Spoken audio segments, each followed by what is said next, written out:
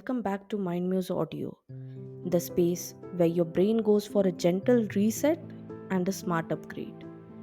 Today, we are diving into one of the most talked about books in psychology right now, The Anxious Generation by Jonathan Haidt.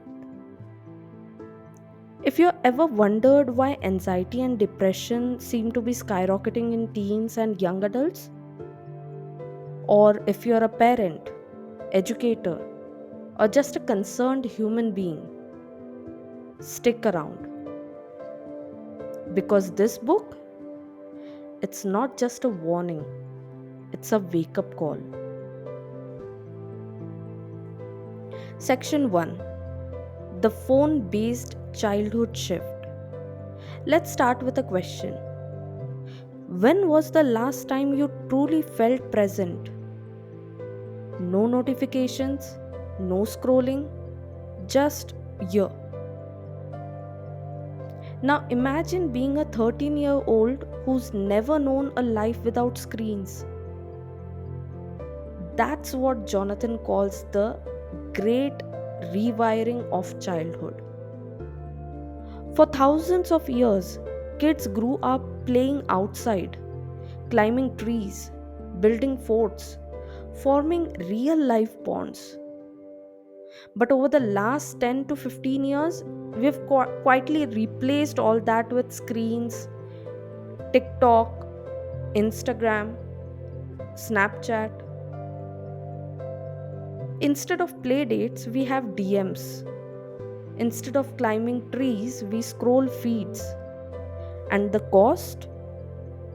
Anxiety, loneliness, poor sleep, and eroded attention spans. Jonathan calls it the phone based childhood. And honestly, it's hauntingly accurate. Section 2: The rise of anxiety and depression. Here's the data that hit me like a brick. Between 2010 to 2020, rates of depression and anxiety doubled among teenagers, and girls are especially affected. Self harm, eating disorders, and even suicide rates all spiked after smartphones and social media became dominant around 2012. It's not just a correlation. Jonathan argues it's causation. A real life example: a 14-year-old girl spends 4 hours a day comparing herself to filtered, edited, unattainable beauty standards on Instagram. How do you not internalize that? Even boys, though differently affected, are retreating into gaming, YouTube rabbit holes, and online echo chambers. The result? A whole generation growing up anxious, disconnected, and worse, numb. Section 3: 4 fundamental reforms. So, what do we do about it? Jonathan doesn't just ring the alarm. He offers 4 powerful reforms that could literally save a generation. Delay smartphone access. Kids don't need smartphones at 10. Wait until they're 14 or 16. So let childhood breathe again. No phones in school. He's blunt. Schools should be phone free zones. Learning, connection, curiosity all improve when phones are out of sight. More free play. Remember neighborhood games and unstructured play? That's where kids build confidence, negotiation skills, and emotional intelligence. Bring it back.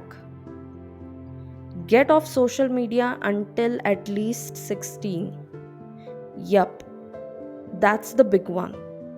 Kids don't need to know what everyone's doing 24 by 7. They need to know who they are. Let me pause here and ask you, what kind of childhood are we giving our kids? And if you're not a parent, ask yourself this: how has the phone changed me? Section 4: The bigger picture. At its core, the anxious generation isn't just about teenager, it's about all of us. We have normalized constant surveillance, dopamine addiction, and social comparison. Jonathan challenges us to rethink what human flourishing really means in a digital age. And honestly, that's the part that hits hardest. Because we can't just fix the kids, we've got to fix the culture. We need healthier boundaries, digital hygiene, and a return to presence. Not anti tech, just pro human. So, here are your Mind Muse takeaways. The human brain wasn't built for 24/7 notification. Kids need real life experience, not curated feeds. Boundaries around tech aren't restrictive, they are liberating. Anxiety isn't just an individual issue, it's a cultural signal that something's off. Start small. Let's start with phone free meals, screen free Sundays, or even just one mindful hour a day. So, what's your biggest takeaway from this? Drop it in the comments. I'd love to hear how this book hits you. If this resonated with you, give it a like, hit subscribe, and share it with someone who needs this reset. Because here on Mind Muse Audio, we are not just scrolling, we are growing. Catch you in the next one.